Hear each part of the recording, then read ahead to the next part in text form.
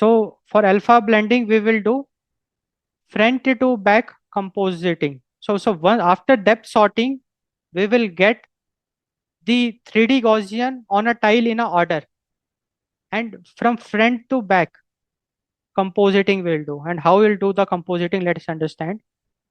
So for each pixel, we accumulate color contributions, because we know that all the 3D Gaussians will contribute to a particular pixel. Like in a tile, a pixel of that tile, its color value will be determined by the all the 3D Gaussians which are contributing in that region. So that is what is alpha blending is. If we talk about the alpha blending equation, so alpha blending equation, so the idea is, this is the alpha blending equation. Let's understand its working. So C is the accumulated color. So here, see, initially C can be like nothing, it can be zero initially, accumulated color. Now see, alpha I is the opacity of a 3D Gaussian.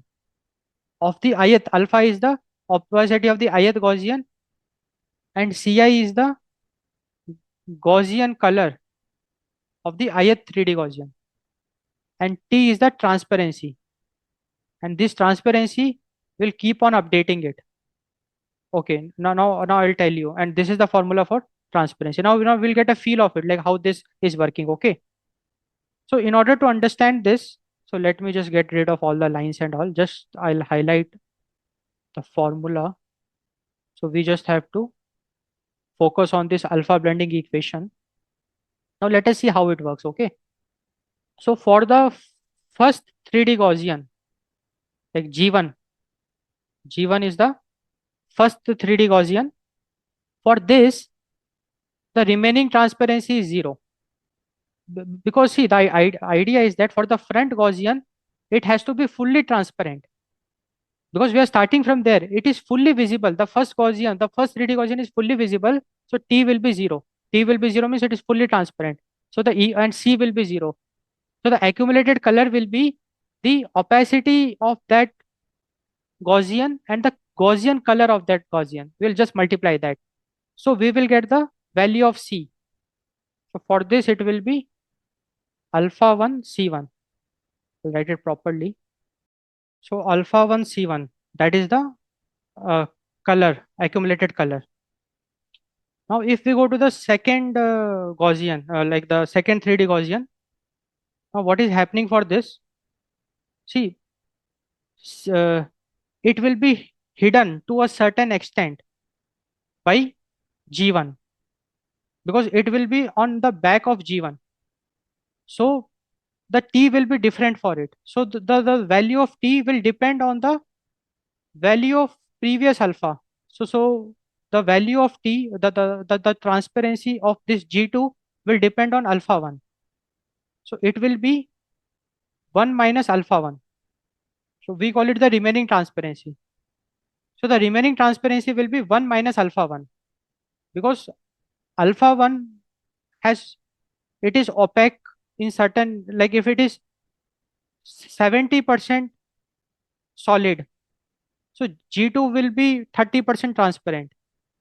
If it is 80% solid, then G2 will be only 20% transparency. So the remaining transparency will depend on the alpha 1 for G2. So the T will be like that.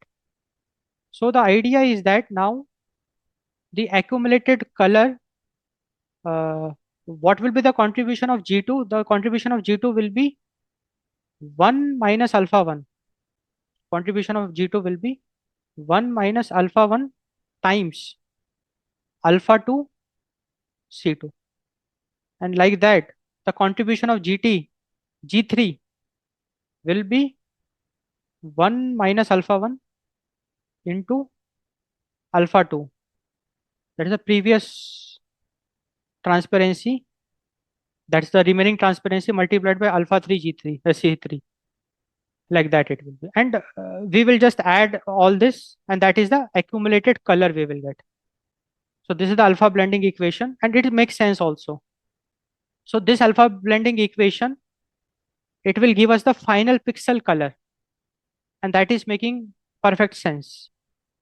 If we talk about meaning of T and early termination, okay, so meaning of T we already saw, remaining transparency. So T represents how much background light is still visible. When T is approaching towards zero, it means we are becoming more and more transparent. Rendering can stop early. Acha, acha, remaining transparency. So if remaining transparency is approaching to zero, it means the transparency is now, remaining transparency is close to zero, means now the subsequent 3D Gaussian, they are not visible at all. So when T will start approaching towards zero, when T will start approaching towards zero, we can stop early. And that is an optimization. And that is what is early termination is. For example, let us suppose first two Gaussian itself, they like occupied more than 99% of the region. So remaining transparency is like very less. We can stop early. That is the early termination. So early termination optimization. So stop processing remaining Gaussians if remaining transparency it approaches zero. This saves large amount of computation. This is very, because see, the idea is that for a particular, to render a particular pixel, we can have hundreds of Gaussians, but only first three Gaussians are contributing. First three Gaussians are occupying all the visible space. And from the fourth Gaussian, the remaining transparency is zero. It means it is not at all visible. And if it is not visible, it cannot contribute. So we can eliminate all the subsequent Gaussians. So that is the early termination optimization. And in this way, we are even more optimizing it. So now the idea is very clear. Okay, in 3D Gaussian splatting, because of that uh, frustum culling, millions of Gaussian, we are eliminating it, and we are just considering thousands of Gaussian. Then we are dividing the scene into tiles. So every tile will be dealing with hundreds of Gaussian. And in that also, we are doing the depth sort. And when we are doing the alpha blending, we will be considering only the first few Gaussians, and we will be eliminating the rest of the Gaussians. In this way, we are optimizing the process, and hence we are able to achieve the real-time processing, real-time rendering